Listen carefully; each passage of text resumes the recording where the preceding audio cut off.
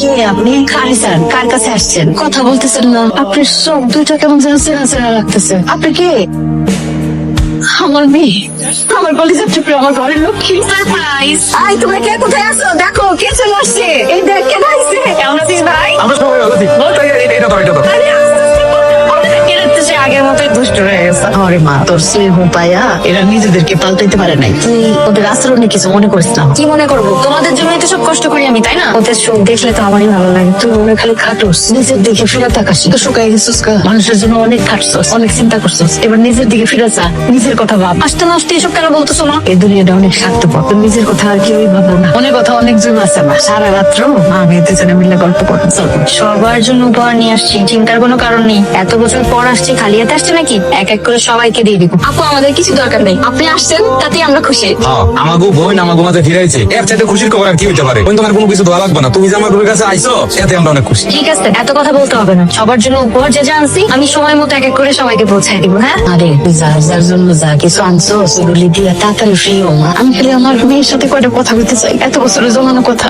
আরে আমার মেয়েটা কত বছর পরে আয়সা নিজের বাড়িতে খাইতে বসছে, আমি একটা লোক খাওয়াই দিই। একটা জিনিস বিদেশের মাটিতে অনেক মিস করছি না। আপু কবে যাবা? মানে কইতাছিলাম কয়দিনের ছুটিতে আসছো? কি বলো তুমি এগুলা? আপু তো আজকেই আসলো, আর এর মধ্যে যাওয়ার কথা বলতেছো? আজকে হোক আর 10 দিন পরে হোক, আপু তো যাবে, চিন্তা করার কি আছে? আমার মেয়েটা আসতে না আসতে ওর যাওয়ার কথা উঠলো কেন? আর তুই কেন বললি মাত্র 10 দিন থাকবে? মাত্র আসলো মেয়েটা, না গেলে কি 10 যাওয়ার সারা জীবন আর গেল না, তার কি হলো? গেল না মানে?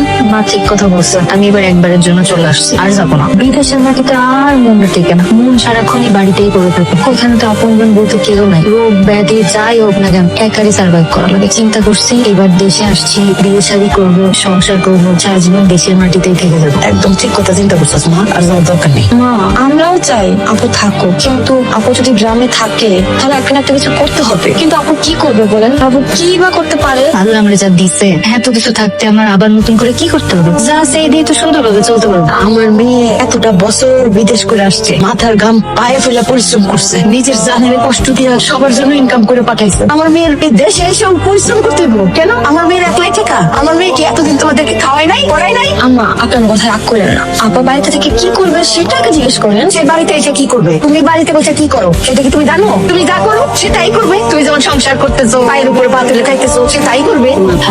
আমি গরিব হোক বড় লোক হোক, একজন ভদ্রলোক দেখে বিয়ে করবো, আমার ছোট্ট একটা সংসার হবে। আমি আমার সংসারটা আমার মনের মতো করে সাজাবো। তুমি যেরকম সুন্দরভাবে সংসার করতে পারতেছো সবাইকে নিয়ে, আমার তো ইচ্ছা হয় আমার একটা এরকম সংসার হোক। আরে ভাবি তুমি এসব কথা এখন না বললেও পারতে। কেমন সংসার করতে গেলে অনেক টাকা পয়সা দরকার হয়, আর সেই টাকা পয়সা আপু কোথায় পাবো? আমি বলি